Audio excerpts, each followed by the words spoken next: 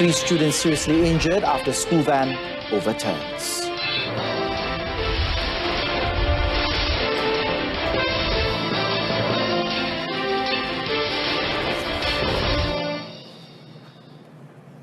You're watching the evening edition of News on 2. I'm Adrian Seat. The driver of the trailer which crashed into a car which then caught fire, killing the driver and 5 passengers in its at the North-South Expressway yesterday, had 13 traffic summonses issued against him, including for speeding. Kuala Kangsar District Police Chief ACP Razali Ibrahim said police detained the trailer driver, 41, soon after the crash, which occurred at 11:47 a.m. ACP Razali said police have also taken the trailer driver's urine and blood samples for testing. He also said the trailer driver, who is from Alor Kedah, would be brought before the Kuala Kangsar Magistrates Court tomorrow to obtain an order to remand him. The trailer driver claimed his vehicle's brake had malfunctioned, adding that he had swerved into the right lane on the North-South Expressway to avoid hitting the vehicles in front of him. He claimed that he did not notice the victim's car that was travelling on the right lane. Meanwhile, Tan Win Han, the owner of the Kia Forte sedan car involved in the accident, has stepped forward to help the police identify the victims. Tan and a few other people have been at the Kuala Kangsar Hospital mortuary since 9 a.m. today to provide DNA samples to the police in identifying their relations to the victims who were burnt beyond recognition. Police have detained the individual who drove his lorry against the flow of traffic along the southbound stretch of kilometre 432 of the Plus Highway near the Sungai Buaya Toll Plaza in Selangor. Now, the driver's action has caused an accident between his lorry and a trailer, which failed to avoid his vehicle in an accident that has gone viral on social media. State Traffic Investigation and Enforcement Department Chief Superintendent Asman Shariat in a statement confirmed that the 37-year-old lorry driver has been arrested. Superintendent Asman said the initial investigations showed that the driver was tested negative for drugs. He added that the suspect was later taken to the Kuala Kubu Baru Hospital for blood tests to ascertain his blood alcohol content. Superintendent Asman said the case is now being investigated under Section 42, subsection 1 of the Road Transport Act 1987 for dangerous driving. 3 students were seriously injured and 10 others sustained minor injuries when the school van they were travelling in skidded and overturned at Jalan Bukit Tunggal in Kuala Terengganu today. Terengganu Traffic Investigation and Enforcement Department Head Superintendent Abdul Razak Hassan said the crash occurred about 6:15 a.m. when a 4-wheel drive vehicle coming from Jalan Padang Air and heading towards the town centre was avoiding hitting another vehicle and crashed into the van. He said the impact caused the van driver to lose control of the wheel, resulting in the van to skid and then overturned, while the 4-wheel drive crashed into a tree on the road divider. He said the van driver, who was also injured, and students of Sekolah Menengah Kebangsaan Chung Hua Wei Sin in Kuala Terengganu were sent to Sultanah Nur Zahirah Kuala Terengganu Hospital for treatment. He added that the driver of the 4-wheel drive was not injured. Meanwhile, Terengganu Fire and Rescue Department Assistant Director for Operations, Senior Superintendent Muhammad Zulkhairul Muhammad Razila said 10 firemen from Kuala Terengganu Fire and Rescue Station were sent to the scene after a distress call was received at 6:21 a.m. He said the firemen took about 5 minutes to remove the victims from the overturned van. The collaboration between Pakatan Harapan or PH candidate Dato' Sri Anwar Ibrahim and Prime Minister Tun Dr. Mahathir at tomorrow's campaign in the Port Dickson parliamentary by-election will further boost the people's support for the PKR de facto leader. Elaborating further, PKR President Dato' Sri Dr. Wan Azizah Wan Ismail said Tun Dr. Mahathir's presence would be a boost to Dato' Sri Anwar's campaign. Alhamdulillah, kita memang rasa bangga dan merasa terharulah kerana Tun tidak sebagai Perdana Menteri selalunya tidak datang kempen untuk perhara kecil. Namun dia memilih untuk datang ke Port Dickson untuk memberi sokongan dan kempen untuk Saudara Anwar. Itu memanglah kami rasa alhamdulillah lah. Dato' Sri Dr. Wan Azizah, who is also the Deputy Premier, said this at the Bestari Family Mini Carnival at Taman Intan Perdana in Port Dickson, Negeri Sembilan. Tun Dr. Mahathir, who is also Parti Pribumi Bersatu Malaysia or Bersatu Chairman, is scheduled to be in Port Dickson tomorrow night and be on the same stage as Dato' Sri Anwar after 20 years. Earlier this morning, Dato Sri Anwar spent time attending a motivational program for Polytechnic and School and students at the De Wharf at Port Dickson. Now, the program, which was hosted by motivational speaker and celebrity chef Dato Dr. Fazli Yaakob, was aimed at exposing the youths to various skills acquisition programs that are designed to increase the number of local skilled workers in the country. The PKR president-elect also tasted the dishes prepared by the celebrity chef, who is also a native of Negeri Sembilan. The remains of well-known Islamic scholar Tan Sri Hassan Ashari was buried at the Shah Alam Royal Mausoleum at Section 5 Selangor at about 9:30 a.m. today. Also present during the burial was the Sultan of Selangor, Sultan Sharafuddin Idris Shah. Others included Menteri Besar Amiruddin Shari, State Police Chief Dato Mazlan Mansor, family members, relatives and friends of the deceased. Earlier, a funeral prayer was held at the Sultan Salahuddin Abdul Aziz Shah Mosque in Shah Alam and was led by Tan Sri Hassan's son, Associate Professor Dr. Abdul Rauf. The Islamic scholar, 90, died of lymphoma cancer at about 5 p.m. yesterday at the Kuala Lumpur Hospital. Tan Sri Hassan was a prominent Quran teacher who conducted the popular Muqaddam religious program on RTM's television channel in the 1970s that lasted for 8 years. During Malaysia's independence on August 31st, 1957, he was given the honour of reciting the Azan, or the call for prayer. 3 of his sons are well-known figures in their respective fields, namely former Inspector General of Police Tan Sri Musa Hassan, former Special Affairs Division for JASA, Director General Dato Fuad Hassan, who died in December of 2014, and actor Dato Jalaluddin Hassan. Coming up next, only 2 million ringgit paid in DBKL summonses after discount. Stay with us, that story up next.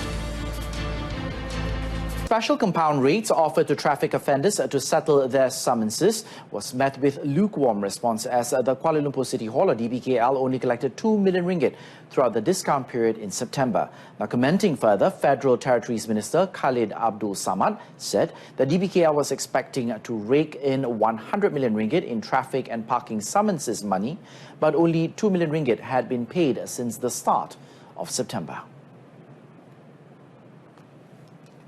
Saya pun agak duka cita kerana tawaran kita untuk yang bayar saman tu tak begitu berjaya, walaupun kita telah dapat dalam beberapa juta lah. Ya. Only 2 million ya. So we were expecting a lot more lah. Pasal banyak lagi outstanding ya. Dalam sebulan tu. Tapi sebenarnya we were expecting about 100 million ya. Pasal dia punya outstanding dia seperti mana yang saya sebut dulu, hampir 1 billion kalau ambil kesemuanya lah.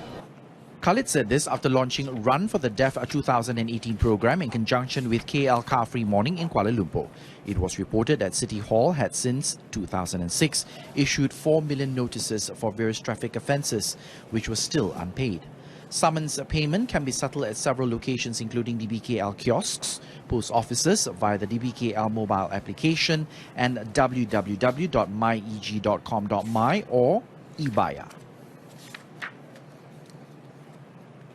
Consumers will enjoy cheaper broadband services with the announcement by 4 telecommunication companies to reduce the price of their fixed broadband packages by up to 56%. In a statement issued today, the Malaysian Communications and Multimedia Commission, or MCMC, said the announcement by the 4 telecommunication companies, Telekom Malaysia, TM, Maxis, Time.com, or Time, and Celcom, follows the call by Communications and Multimedia Minister Gobind Singh Deo that with the implementation of the Mandatory Standard on Access Pricing, or AMSAP, they should offer cheaper broadband services with increased speed. All the telecommunication companies are currently offering packages which begin from less than 100 ringgit, as well as packages which offer high speed with cheaper prices. Now, according to MCMC, TM's starter pack of 30 megabits per second, or Mbps, before AMSAP at 139 ringgit was now priced at 79 ringgit, while Celcom's 40 Mbps starter pack has been reduced to 80 ringgit from 180 ringgit. Maxis 30 Mbps starter pack now at 89 ringgit from 139 ringgit, and Times 100 Mbps starter pack now at 99 ringgit from the previous 149 ringgit. Meanwhile, Times package of 500 Mbps was now priced at 139 ringgit, while its 1 gigabyte package was now 199 ringgit. The statement also said the implementation of the AMSAB and reduction of prices was in line with the government's efforts to provide high-quality, world-class broadband services at reasonable prices. Now, the government will not defend farmers who violate regulations on the use of pesticides, especially those whose harvests are exported to other countries. Now, according to Agriculture and Agro-Based Industry Minister Dato' Salahuddin Ayub, farmers should not take the easy way out by violating regulations just so they could produce beautiful harvests.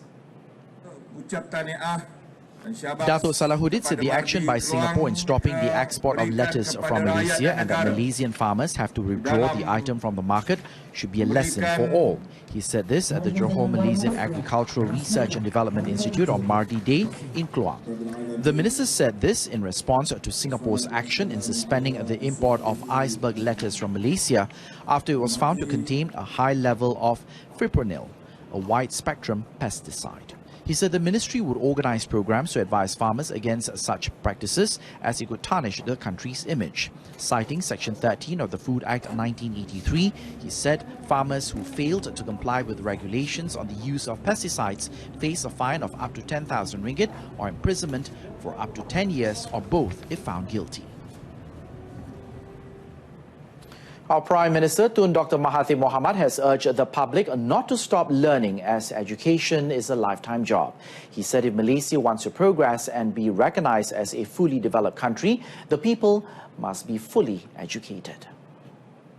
Of the Royal College of Surgeons. Speaking today at Perdana University's third convocation ceremony in Serdang, Selangor, Tun Dr. Mahathir said today's education is not only about learning history or literature, but more about learning new sciences that are revolutionizing industries in the world. We are always moving forward, and to move forward, to develop, we need new knowledge, and I'm quite sure that even in medicine, knowledge of the sciences are very important, because today you use more equipment than was common before.